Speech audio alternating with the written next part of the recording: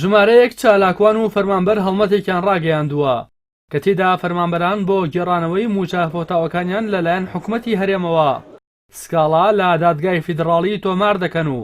سکاڵاکانیان لە ڕێگەی 15 پارێزەری خۆبەخشەوە بە دادگای فیدراڵی دەگەێنن.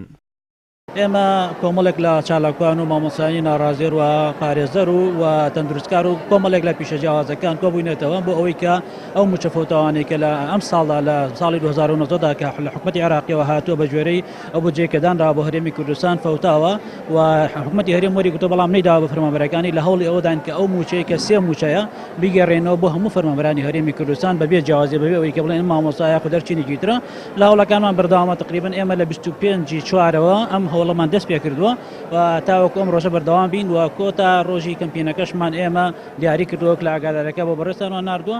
کە 27 تا ئەو کاتە وەکالەت وەرەگرین لە فەرمانبەرەکان هەتاوەکو بتوانین لە ڕێگەی ئەو پارێزەرە خۆبەخشانی کە هەمانە لە دادگای اتحادی لە بەغداد سکاڵا تۆمار بکەین. ئەگەر ئەم هەنگاوەمان سەرکەوتوو بێت و ئەم سێ موچە بگەڕێنەوە بۆ هاوڵاتیان بۆ موچەخۆرەکان بێگومان بەردەوام بین لە کەمپینیکا بۆ ئەوەی ئەو موچە پاشگوتکراوانە لای حکومەتە بگەڕێنەوە جایدە موچە فۆتاوەکانش بۆ هەموو هەرێمی کوردستان.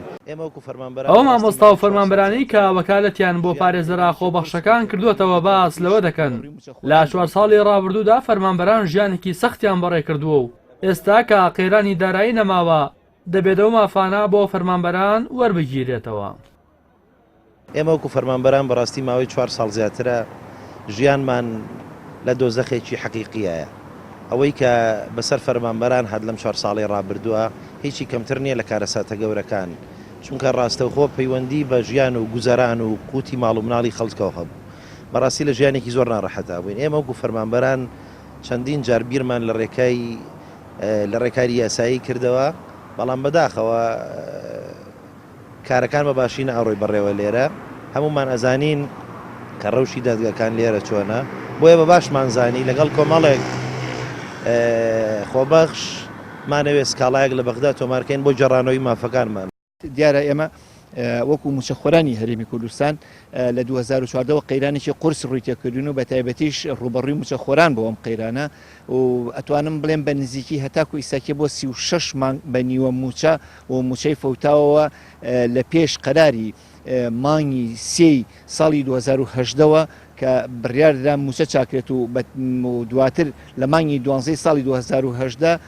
بڕیار بوو موچە بە تەواوەتی بدرێت و هیچ پاشەکەوتێکی لەسەر نەمێنێ و کاتی ئەوە ژاتۆ بەڕاستی هەم قەرزەکان بدرێتەوە هەم ئەمانەتەکەش ئەو ئەمانەتی کە لایەنە کە 4 مانگی موچەخۆرانی هەرێمی کوردستانە بیدەنەوە بە موچەخۆران. لە ساڵی 2014 و لە دەستپێکی قەیرانی دارایی زۆرترین فشار لەسەر موچەخۆران دروست بوو کە بەهۆیەوە لە ساڵی 2016ەوە بە سیستمی نیوە و چاراک موچەکانیان وەردەگرت جیا لە پێنەدانی بەشێکی موچەکانیان بەڵکو لە ساڵی 2015ەوە تا ئێستا بە تەواوی موچەی 9 مانگی فەرمانبەران دابەش نەکراوە کە سەرجەمی پارەی ئەو 9 مانگە 7 تریلیۆن و 929 ملیار دینار دەکات. هەروەها حکوومەتی هەرێم نزیکەی 9 تریلیۆن دینار لە سیستمی پاشەکەوت قەرزاری فەرمانبەرانە کە بە موچە فۆتاوەکان و سیستمی پاشەکەوتەوە حکوومەتی هەرێم نزیکەی 17 تریلیۆن دیناری موچەخۆرانی هەرێم قەرزارە. ڕاستی حەمامین کەناڵی ئاسمانی پەیام سلێمانی.